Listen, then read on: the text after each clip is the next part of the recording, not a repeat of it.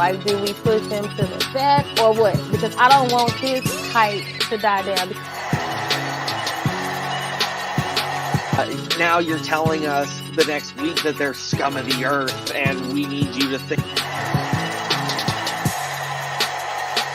Everybody gets a moment. Everybody gets their little shine. Everybody.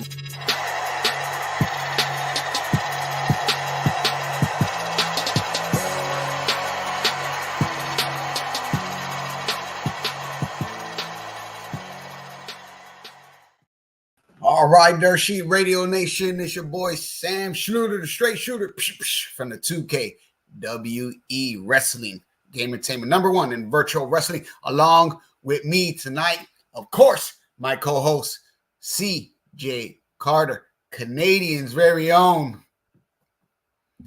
Happy to be here as always. My internet is already starting to lag, so I can tell you this is going to be fun.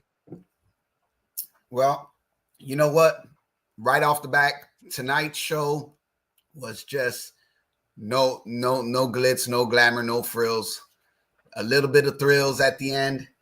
And we're gonna I mean, it made sense. The pre-recorded go-home show for a pay-per-view that's taking place at 4 a.m. Why did I agree to this watch along?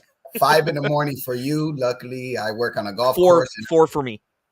Luckily, I work on a golf course, and I'm going to be up at 4 a.m. anyways. So I'll be mowing the lawn and listening and watching on my phone, like what's going on in Australia. Aussie, oi, oi, oi. But yeah. Or if you're R-Truth, Austria. You know what? I think somehow, some way, he's going to find his way to the right place at the right time where he needs to be tomorrow morning in a few hours. He's not even booked for the show, is he? He don't have to be. He's R-Truth. He's just going to make some type of appearance. Yeah, fair enough. Well, man, they finished off with commotion in the ocean, just throwing little curveballs here and there. And that main event, LA Knight, versus Drew McIntyre. Now, right before that, Drew tells Bobby, "I'll pray for you." Bobby got hurt before a little bit. And I just like how they're just keeping up this new Drew, the heel Drew, the super heel Drew, and asshole Drew, and he's got the t-shirt and all of that. Do you like this incarnation of Drew? Absolutely. It's a great character trait for him, one that I think is going to evolve. Like it's been little hints up until now, but this was the first time I think he said, "I'll pray for you," in the context now that we understand to mean you better watch your back. Right. It was probably like, I don't know, probably like the second time he mentioned something like that, alluded to the CM Punk stuff. But I like how they're letting them ride that wave and just steer that ship into whichever direction it goes. I just like the way it's going for Drew McIntyre. Actually, I was kind of leaning to they just might let him win Seth's title at Mania, because just for the simple fact, because we all know what he went through. He never got that true, embrace from the WWE universe when you win a title, because we know all the hardships you got to go through. Because obviously, we all know he went through the COVID. He was our COVID champion, for lack of a better term. But, as things progress with the Drew McIntyre story, I'm starting to think like, hey, I think why not? It might, even though he's kind of heelish at this point, but I think he'll still get a lot of cheers because it'll be like his first win as champion in front of the live audience, which he didn't get during the COVID Mania. Yeah, and that's largely, I think, going to hamper it, like being a heel. I think that he does deserve to have that main event moment. And I think the fact that Rollins is injured helps with a lot of this too. But going into WrestleMania and the idea that he would get a uproarious adulation for beating Seth Rollins, who is over more than he ever has been in his entire career. Period. Um, it's good that he's injured, so that I don't mean to say like it's good that he's injured. I mean like it's good for Drew McIntyre because it harshens the blow that a lot of Seth Rollins fans are going to feel when Drew McIntyre wins. Now, all these matches from beginning to end, for me, they're all solid matches, and they help progress the story a little bit on along from from the beginning of the match of the show. I'm sorry, from beginning of the show to the end.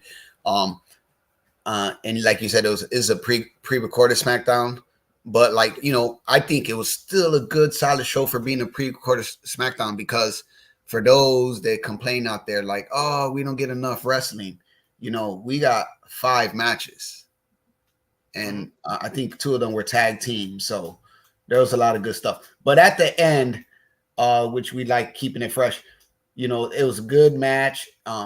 Drew versus LA Knight, and then of course Logan Paul comes out, and he's guest commentating, and like I said, Logan Paul's he's coming into his own. I like how he's getting into his own little spiel as a solid bona fide wrestler. And then here comes a little bit later on, here comes Kevin Owens. Here comes Kevin Owens, Joyce, on guest commentary. So you knew something was going to happen. Well, you knew something was going to happen because your main event featured 2 guys in your main event, in a 6-man main event, that you don't want to swing momentum one way or the other. So of course it's going to have a false finish. I was wholly expecting Logan Paul to make an appearance, because just bringing him in for this SmackDown to stand backstage and look at Austin Theory shirtless for some reason, to like, if that's what you're using your United States champion for, that's your prerogative. But obviously getting him in the crowd in front of the fans, and my God, that man can draw heat. Like, just the fact that his presence drew that big of a reaction from that crowd says a lot about how he understands his character. Like, and it's not even a character at this point. It's just Logan Paul being Logan Paul, doing Logan Paul things. I was surprised to see Kevin Owens come out, but it was a good surprise. I never turned down KO on commentary. It's always gold. Well, when I seen that happening, I was like, well, we're not going to get a solid finish. We're not of course get not. a clean finish. But I still like the ending. Just great ending. A cliffhanger. Here comes interfering Kevin Owens, Logan Paul interfering, that caused the match. Everybody's getting in their finisher moves, and out of nowhere, here comes Bobby Lashley. I thought he was hurt. He was bandaged up. He gets the thought had literally just hit my brain. Hey, I wonder if Bobby Lashley's going to come out because he's bandaged up. Literally 2 seconds later, I see Lashley hit the ring, and I'm like, oh, all right, I guess that answers that. Well, during the match before, we seen him get hit by a chair as he was ringside by Karrion Kross. So when that happened, I was like, already, well, that already lays the groundwork for Bobby's not going to win tomorrow in the Elimination Chamber, and they're going to keep attacking that arm. So I was surprised when I seen him coming back out at the main event. So he came out, he got his little move in, and the crowd pops for Bobby. Then Drew Mac gets his revenge on that one, and then out of nowhere, RKO. That one I did not see coming. I mean, it makes sense. Everybody else was getting their moment. You had to include Orton in there as well.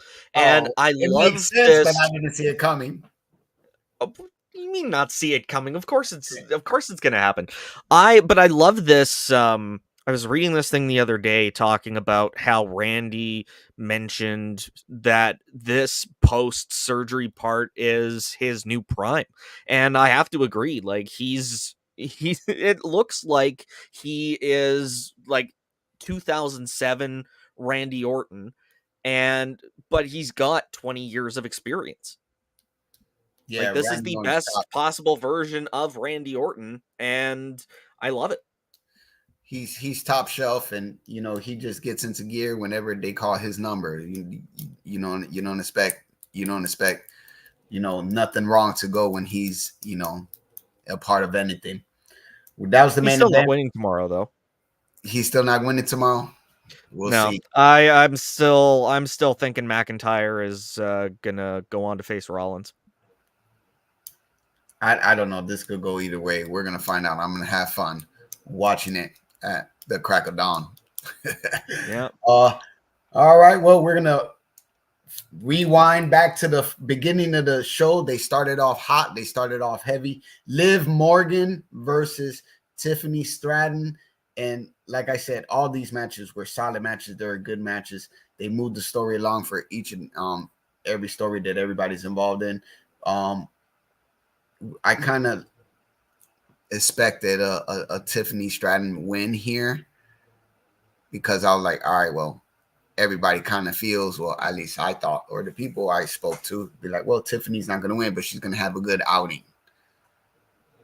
Well, I knew she was gonna get the win because she still got that new talent shine that they're like, okay, we have to get the fans invested. So yeah, of course she was gonna win.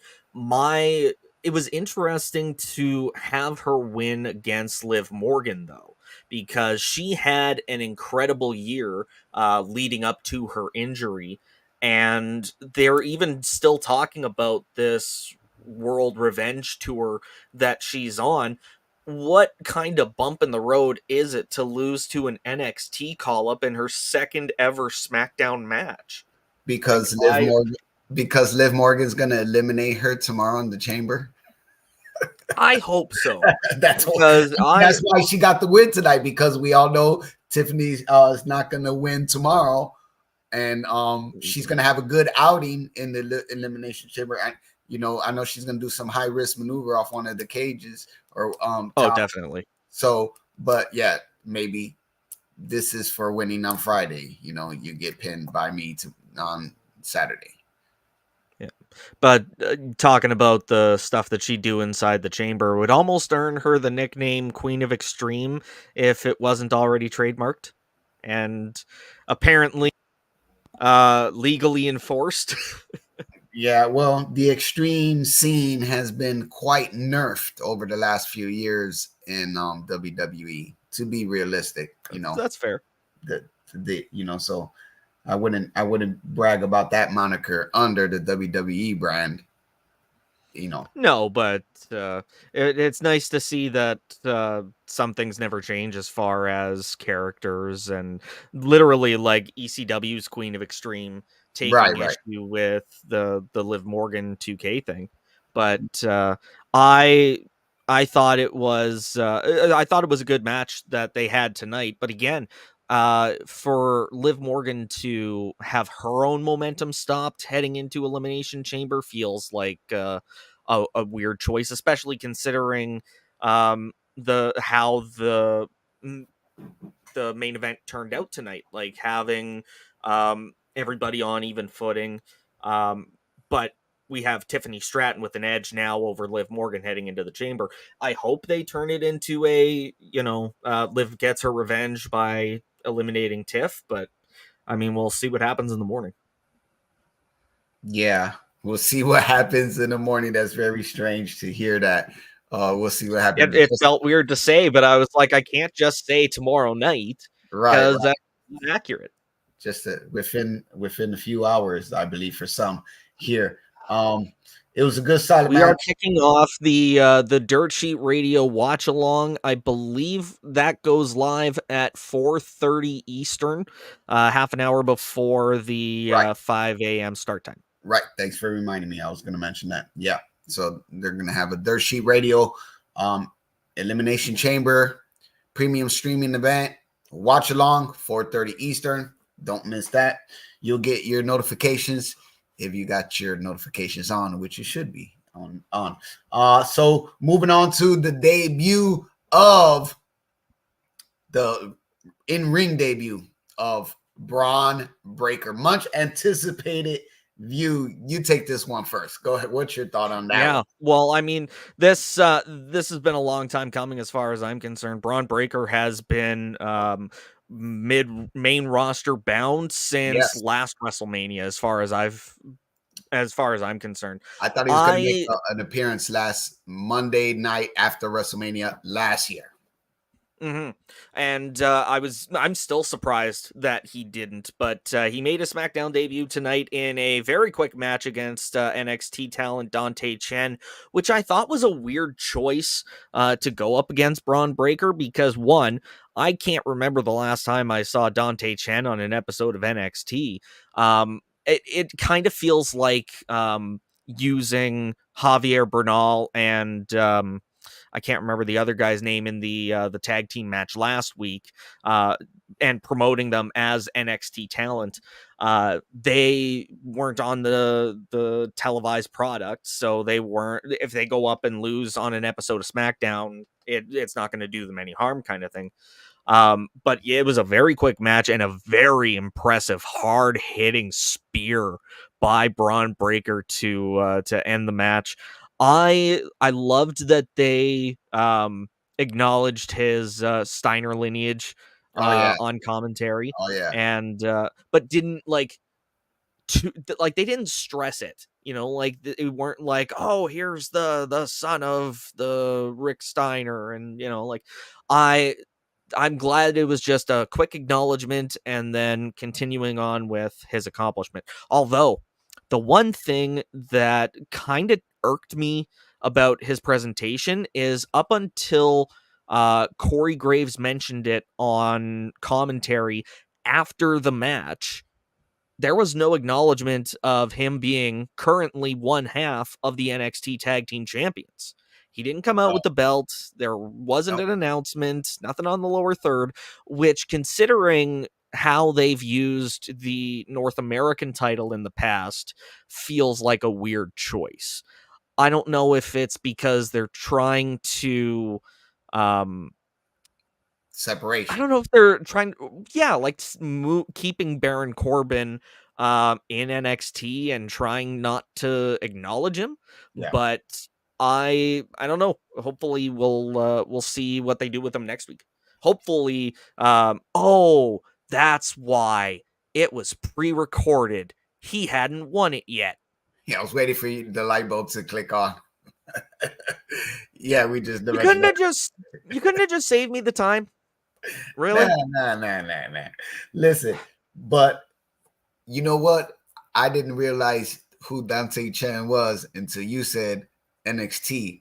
And I'm like, oh, okay, yeah. And I've seen this young kid in person in wrestle. So, oh, really? Yeah, but I don't remember when he started wearing the face paint. Oh, because that threw me the hell off. And I was like watching with my girl taking notes. Associated and I was like, man, who the hell is this? Hammenager. The names aren't coming to me, but he had an association with or am I thinking of someone else? Long and short of it is I don't remember. I'm not gonna go shooting my mouth off. I know who he is. I just seen him wrestle. I never seen him wrestle with a face paint. Fair enough.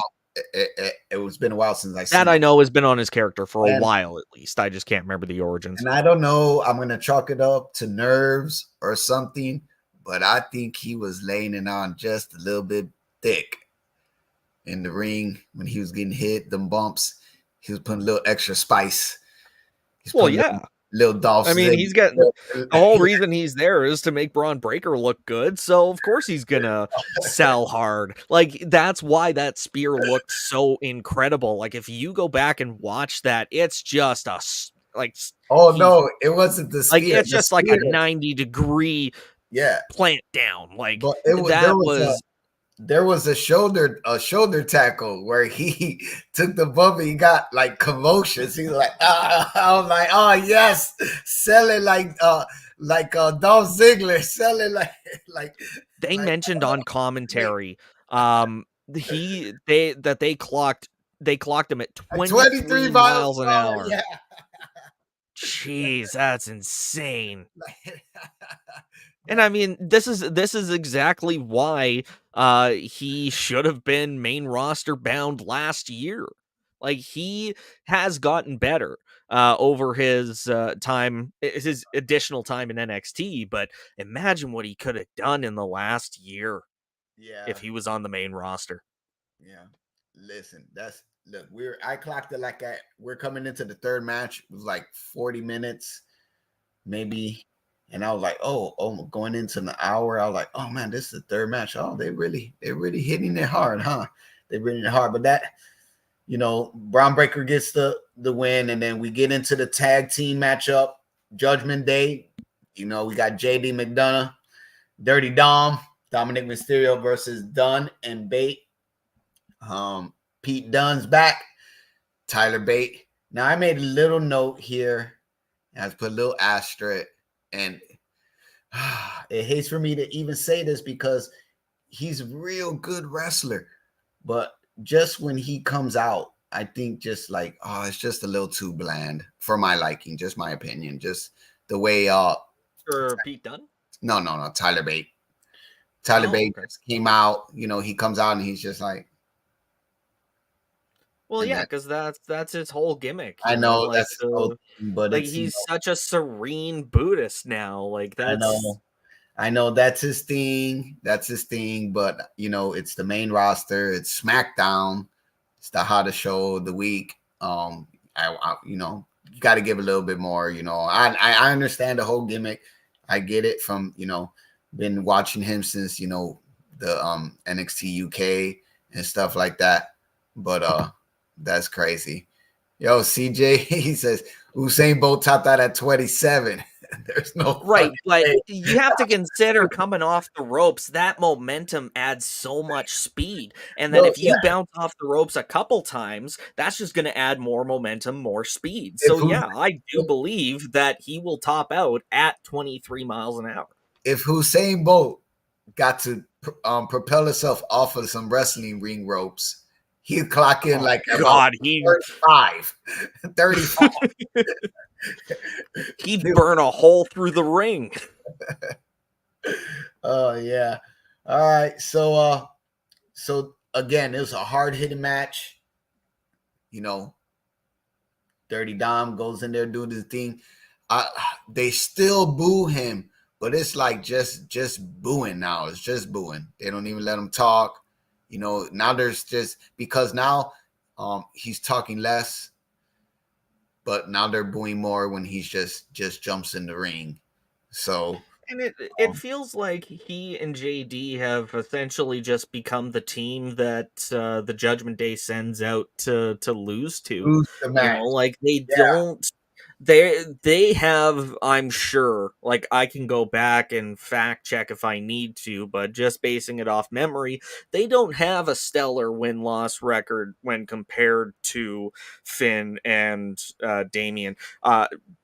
Dom certainly did when he was North American champion, but if you stack up his win-loss record against his roster mates since losing the title, definitely had a lot more losses than wins.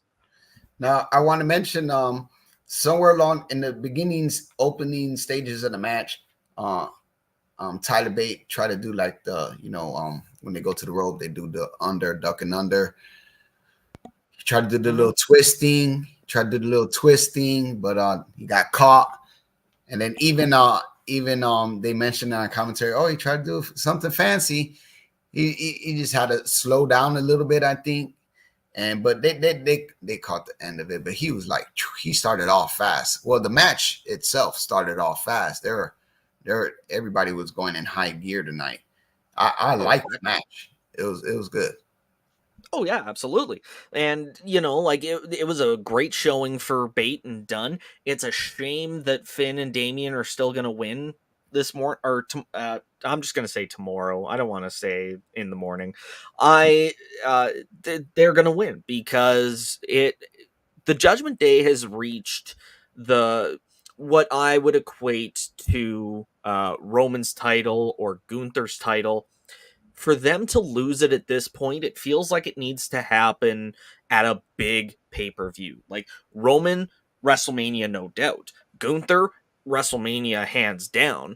But this could happen, if not at WrestleMania, SummerSlam, Survivor Series, Money in the Bank, any of the international PLEs. It needs to happen on a big stage. And while Elimination Chamber is a big stage because it's an international show, Mhm. heading into WrestleMania, it's not going to happen. Like that, they would be better served to wait until WrestleMania if they were going to have the Judgment Day drop the titles. But what do you think is going to happen first? They're going to drop them titles, them tag titles, or Damian Priest going to cash in that Money in the Bank? See, you even forget about it. I think Is it's going to happen. No, I didn't forget about it because he's always Senor Money in the Bank. Is it any championship? I mean, they let Austin Theory cash it in on the U.S. title last year, so there's precedent. He could cash it in for. What if he cashes it in? He resurrects the 24/7 title. No. But what if they lose at Mania? And after they lose, and the new tag titles are being hoisted up by the new champions, they start beating up the new champions, and he says, "I'm cashing in on the tag titles," and they get it back. That'd be interesting. The heat that will come with that. That is I don't know how familiar you are with the AEW product, but like I hear that and I equate it to Christian Cage using Luchasaurus's TNT title shot to reclaim the TNT title he had just lost.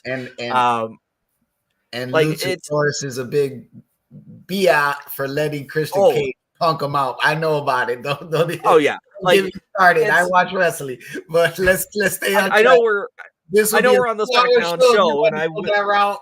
Don't pull the plug on us again. I know we're talking on SmackDown, and I'll swerve back to talking about SmackDown, but I equate that and the heat that it got and think, yeah, if they really want to push the Judgment Day even further without mucking the world title situation and making it any murkier than it already is at this point, yeah, they could definitely do that. But if they do lose the titles at Mania, there is still the possibility that he could cash it in on whoever the World Heavyweight Champion is at the end of night one. If it ends up being Seth Rollins or whoever wins the Chamber, Drew McIntyre, then I think they have a real potential to be prone to a Money in the Bank cash in. But who's gonna take them tag titles off of them? Like, okay, they got. You're right. They Dunn and Bate got the win today over the Judgment Day, but that's Judgment. Mm-hmm. That's Judgment Day. That's Dominic, and yeah, they don't count. That's Team B, the B team. Yeah, right. No, B team is its own thing. Respect the hustle. Even the B team wouldn't even take a loss like that, right? But I get what you mean. Who's going to take the tag titles? Who's going to take the tag titles from them? That's the thing. If I'm looking at the full roster, not looking at faces or heels, I would say I would love to see Imperium get a shot with the tag titles. They have put in the work just as much as Gunther since Giovanni Vinci joined the group, and I think they deserve a shot to hold the gold. But if we're looking specifically at at a face team to get over the heels, then yeah, that's a lot harder of a question. The my instinct cuts to DIY, but I think that's just because I love DIY. And then it defaults to the New Day because, of course, it defaults to the New Day when you're talking about tag teams in WWE. Um, and even just to think about on SmackDown, like the Street Profits could use it to validate their association with Bobby Lashley and BFAB, but at the same time, I don't want the tag titles to wind up continuing the feud between Lashley's group and Final Testament because my God, I want that shit to end. But we'll talk about that later. That's coming up. That's coming up. But now listen, now hear me out. Let me play Booker's advocate. And you said, well, why didn't they brought out Braun? This is a beautiful thing. But why didn't they mention the tag titles? Why didn't they let them come out with one? They could have brought Braun and Baron up as NXT tag champions and And they may start picking a fight with Judgment Day. And they're very well liked. Baron Corbin's already been around the block more than once. So he has a following, and I like Baron Corbin, and the Braun Breaker. He's Braun Breaker. Everybody likes Braun Breaker right now. So they could have picked the fight with Judgment Day, the Judgment Day A. That's Damian Priest and Finn for the titles, and then some team down in NXT could have been feuding with Braun Breaker and whatever, or trying to get the titles. Judgment Day goes down one episode, costs them the titles of NXT titles. So then now they have a good reason to come back up and challenge for, and then they could be the ones. I think that's, wishful booking, but I think that'd have been an interesting story. Then if they win, they could have been going out for that. And then, the separation between Braun Breaker and Baron Corbin would have been a story all along, all in its own later on down the road. But, I mean, if we weren't heading into Stand and Deliver season, I think they might be going down that road. But it's too hard to tell. I think right now what is going to happen with Brock Lesnar and Braun Breaker. Did I say Brock Lesnar? Jesus, you sure did. Yeah. There's so many BR like bar like you gotta keep get up. them all mixed up, and yeah. So Braun Breaker and Baron Corbin, Right.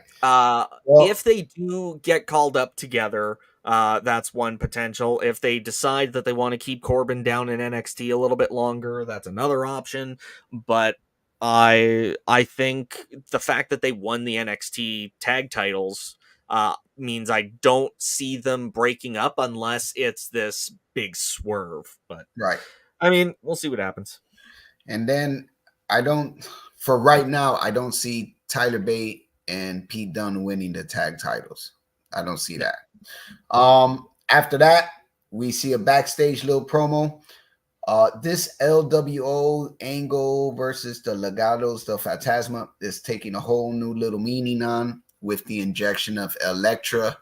Now, I believe this injection of Elektra in with Legados, that could work in Selena Vega's favor for the feud for that.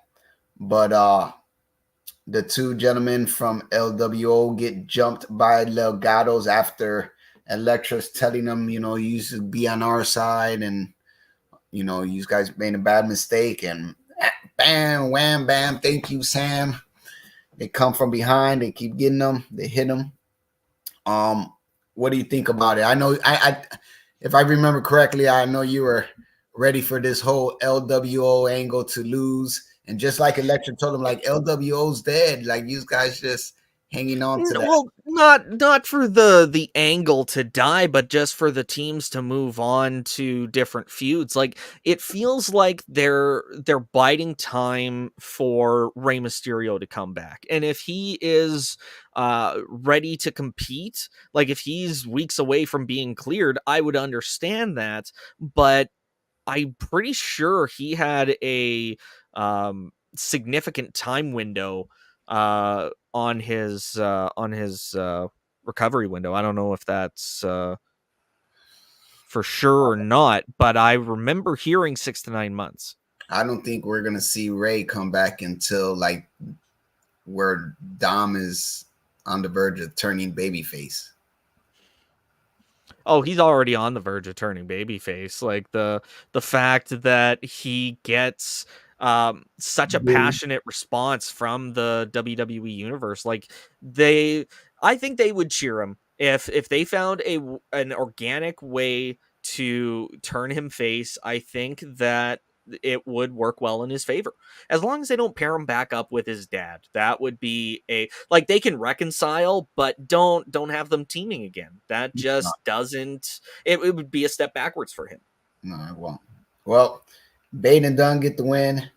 We moved on to Elektra, LWO backstage, get jumped. The Street Profits versus AOP, Final Testament. Now, brace.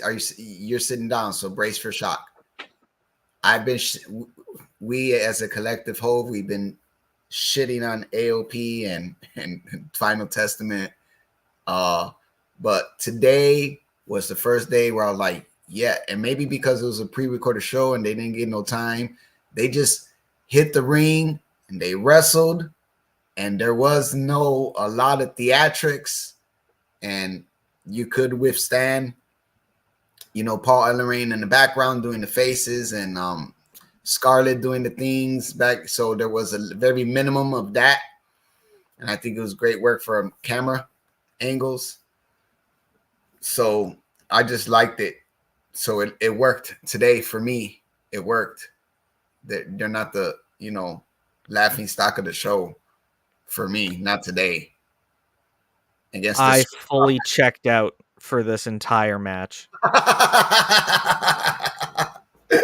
Like, I was into it for, I think, the first 30 seconds, and then I just looked at my phone, and I kept looking at my phone, and then I looked up, and the first thing that I noticed was the fans in the upper stands with their phone flashlights out, and I'm like, oh, that's a nice tribute for Bray. And then I went down to my phone, and I kept scrolling, and then I hear the bell ring, and I'm like, oh, okay, match is over. Well, in the beginning of the match, I was following along, and then I don't know what happened, because now I'm looking at my notes, and I was like, well, I didn't even circle who won. Who won the match, because I remember seeing the replay, and AOP won the match. Right. Okay, thank you for that one. I did go back and actually watch the end of the match, though. I have to at least disclose that much, because I wanted to just double check that I was at least getting my facts straight when talking about the end of this match. The other notes that I had written for this, actually just one note. Karrion Kross has a stupid man bun. I noticed that. I noticed that. And I don't even have what's with the man bun? It's a terrible hairdo. Don't wear the man bun, man. Like, I wouldn't talk about hair, my friend. I can talk about it. Like, I still have opinions. I just don't have the hair to back it up. Right. He would probably say the same thing to you. He like, at least I could have a man bun. And it's Jesse Ventura. He does an awesome Jesse Ventura. That's what I heard. I heard that look it up. It's like a nail, like a dead-on impression of Jesse Ventura. The one I've tried growing out my hair since I started shaving it. It was for a Halloween costume. Quick tangent, and then we'll get back to talking about SmackDown. But now it grows in like Kevin from The Office. So like full halo, and then just like very little up top. I get it. Sucks getting old, man. Yeah. Well, Karrion Kross hits Bobby Lashley with that chair. That's what we were talking about. We were alluding to that. But which before I know they cut camera angles right at the moment, but you could still see so clearly that he didn't even hit his arm. Like, I would have liked to see better a better camera angle for the camera person to be standing at in that moment. It was just bad timing, but it was still obvious. They still work their camera magic with it. Oh, sure. Only because we think we know, but we're not supposed to know. But he hit him with the chair. And he's got the bandage to prove it.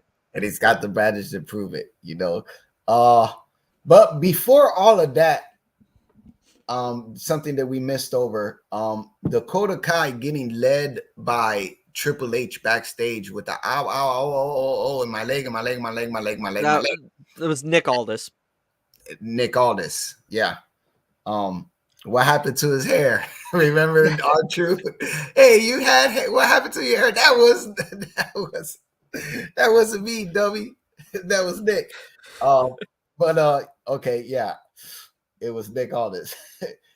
I thought it was Triple H. No, and I think that did happen after the match.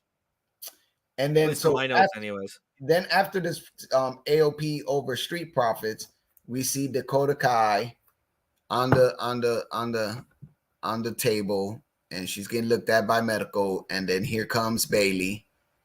Can I have a moment? And then what happened? And Dakota Kai's like, I got jumped by Damage Control. I wanted to speak about this because this just like red flags everywhere. Like, yo, nope. She didn't get jumped by Damage Control. She's gonna turn on you. It's gonna happen. For me, it was the fact that we didn't actually see it. In any other backstage attack where it's not a swerve of some kind, they've been showing us backstage. We know who the perpetrator is. They've been showing us backstage stuff for weeks, and then we're not going to see this. Like, I'm sure NXT Anonymous is somewhere in the building. He's recording everything, even if it's not on NXT. So, yeah. Next thing we know, they're showing NXT Anonymous footage in the arena of Dakota Kai just like laying down on the ground and going, "Ow, help!" Remember, like JBL TV? Do you remember that? JBL TV? Yeah, before your time, then. Well, I started watching in 2004, just right after SummerSlam, and I know John Bradshaw Layfield didn't become a thing until 2002. Yeah, there was this thing where he used to do like these backstage. So I didn't miss it by much. Anonymous camera always following things that's happening backstage. Really? Yes, anonymous camera have been around for a long time. But I mean, it just doesn't feel like a JBL thing. No. It's just something that just clicked when you're like an anonymous camera. All right. Well, we agree. That's a special, rare occasion. We agree. Dakota Kai got something up her sleeve. Which is unfortunate because I know it's to drive home this emotional punch that, all of Bayley's friends have turned on her. But, like, you couldn't have left her Dakota Kai. Like, you couldn't have given her one ally in this. I don't know. Because she stands, even as the whole group started off, she was always off to the side. So it was always like, them two, and then Bailey was always like try to be the head of it, and then the Kai was always in the back. So now that like there's a full split, I remember mentioning it like, yeah, we know they're gonna go off and do something, and then the story's gonna evolve into Bailey versus Dakota Kai. I remember. Well, yeah, but I mean that was also an entirely different era of Damage Control. So I think there's a benefit to Dakota Kai aligning with Bailey, especially heading into WrestleMania.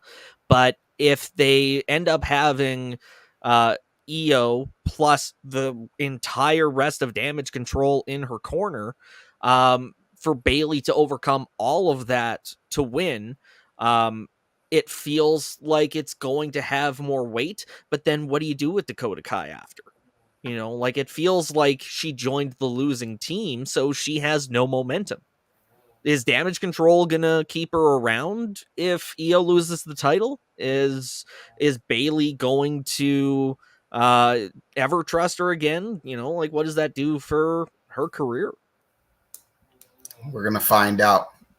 We're gonna find out what happens with Dakota Kai and the rest of the Damage Control era, this new era of Damage Control, and the Bayley story. Well, man, hard hitting, fast paced, a lot of action in the ring, and just like tonight, that was our show. Hard hitting, fast action, just cut clear to the chase, which leads us into. Well, hey.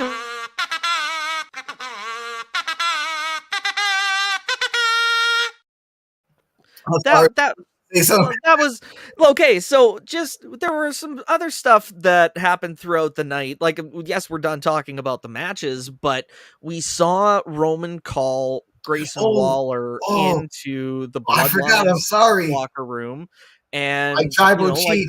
If you're watching my tribal chief, it's his fault. Sam did not acknowledge the tribal chief. I did, so there we go. Anyways, these titles on my shelf are the TV ones. Roman and gave them to me. We're good friends. I don't like to talk about it, but you know that's how it is. Anyways, no, I loved seeing this moment with Grayson Waller. Like, what I have to say is for your ears only. Part of me still thought he was going to just come right out and say it while the camera was still rolling. No, but I was gonna tell. I didn't mean to cut you off, but I thought he was gonna tell Jimmy and to like full on leave. Yeah, when he said that, which makes sense. Like, we've seen him do that with Jimmy and Solo in the past. But also the fact that he had a good rapport with Jimmy, it still came off like he was just fucking with Jimmy for the sake of fucking with Jimmy. Like, I love that he's that we see this side of Roman a little bit every now and then, him laughing, having fun, and still being able to get to serious business when it comes to serious business. And the fact that he calls in Grayson Waller to talk to him really has me hyped for this Grayson Waller segment. Like, I was hyped enough when they announced that it was going to be Seth and Cody as guests. Now this has added a different dynamic that adds a new layer of investment for me in this segment. So I'm really looking forward to seeing that. I didn't know what was going on, and then he was like, "I need to tell you, your ears only." Camera cuts. They go to commercial, and the first commercial is the promo for the pre-show. Grayson Waller Effect is going to have special guests Cody Rhodes and Seth Rollins. Wait, that's on the pre-show? I think that's like the pre-show. Oh no, they were promoting that. No, they were promoting that with the rest of the main card at the end of the night. Really? I could have swore he said pre-show. Either way, when I seen that, I was like, oh, the tribal chief just paid off Grayson Waller and to beat up Seth Rollins and Cody Rhodes. Well, I mean, it makes sense that they would get him on the card in his home country. It'll be interesting to see how it plays out because he is the hometown kid and he's got the world heavyweight champion and the most over superstar on the Raw roster as his guests. You know, like, are they actually going to boo Seth Rollins or Cody Rhodes if they put hands on Grayson Waller? Or are we going to see a Perth crowd that's going to love to see Grayson Waller get his ass handed to him? Well, for me, starts at 5 a.m. For you, it starts what time? 4. Now, you're going to have to watch at 3, and I'm going to have to watch at 4 because of the pre-show. Well, I don't think the watch along is covering the pre-show, because I think that the only match that they had announced that I had heard was Damage Control, or the Kabuki Warriors Yep. versus Candice LeRae and Indy Hartwell. Yep. Yep. That was the only match that I had heard on the pre-show, because they usually have that interspersed with video packages and analyst segments. Yep. All right. Well, all right. So I'm not gonna play that again, but who was the who was your jobber of the night? I mean, unfortunately, the textbook definition of a jobber means I Enhancement talent. have to give it to Dante Chen. That's just his whole role, was to make Braun Breaker look good. He was the jobber of the night, and so he's the jobber of the night. Yep. I'm gonna have to agree with you on that one again. Dante Caught us Chen. on a technicality. Hey, Like, I think he would have been better off without the face paint, but what do I know? I was trying to justifiably work out a way to give it to Karrion Kross without relying on his man bun as an excuse. Like, I was trying to play on hard mode, but that was a very close contender. Like 6 of one, half dozen of the other, as far as I'm concerned. Jobber of the night is also Karrion Kross's man bun. All right, leads us into the final segment of the night.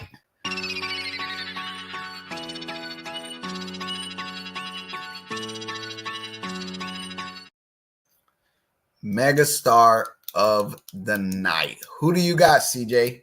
It's going to feel like lazy writing at this point, but I think I got to go with Braun Breaker. Like, it was a standout performance designed to be a standout performance, and he nailed it out of the park. There wasn't a better performance on the card by anybody else. Like, you go through each match critically, and believe me, I am no wrestling critic, but I still feel safe in my opinion that nobody looked better tonight than Braun Breaker. Period.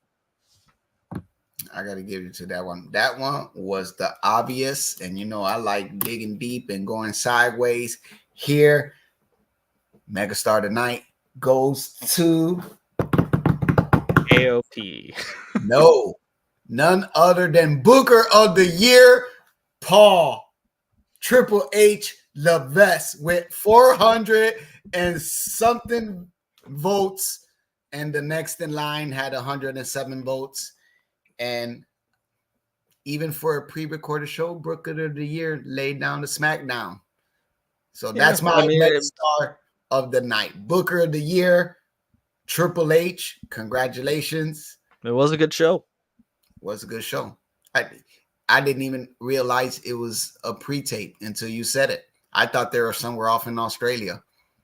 Well, yeah, exactly. Like Logan Paul shared some clips on social media of him at the media event in Perth. So there's no way he could have made the commute back in time to make SmackDown. All right. So let them know where to find you, what you're doing for the rest of the week. I'll be back here in a few hours. I'm going to try and get some sleep before the Elimination Chamber watch along. That kicks off at 3:30 Central, 4:30 Eastern, 2:30. No, that's not right. Anyways, whatever time. We're going to be starting a half an hour before Elimination Chamber kicks off. So halfway through the pre-show, really. If you happen to watch along these SmackDown Rewinds weekly, you see me here every week. I'm here I'm here for Dirt Sheet Radio every Tuesday night, recapping NXT as well. And shout out to B. Ray Jones, our co-host, who's been off for the past few weeks, but I spoke with her earlier tonight. She will be back next week. Roger that. Yeah, we miss some B. Ray, and I was gonna say something about that too. She'll be back with us soon enough, and she brings the balance, the ever so graceful touch of a woman that is much needed and much missed here on this show. But too much testosterone running around. Too much testosterone running around. But when you're not watching me on Dirt Sheet Radio every Friday night after SmackDown for the SmackDown Rewind. You can catch me Friday evening, 6 p.m. Eastern Standard Time for 2KWE Presents All Virtual Wrestling. And then you can watch me again on 2KWE Main Roster for 2KWE every Sunday, 7 p.m. Eastern Standard Time. The number one in virtual wrestling, that's 2K Wrestling Entertainment. All right. Another one down the books. 52 weeks out the year, we get SmackDown. We're on number 12. Give or less. Wow. Give or less. We missed a show or two. But all right, that's it for us. For CJ Carter and myself, Sam Shooter, the Straight Shooter. So long, guys. Have a good night. Till next week. Good night.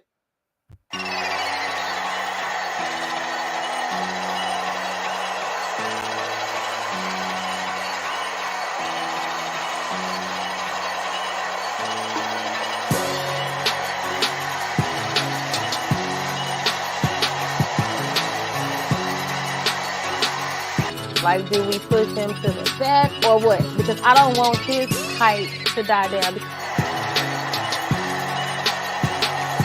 Now you're telling us the next week that they're scum of the earth, and we need you to think. Everybody gets a moment. Everybody gets their little shine. Everybody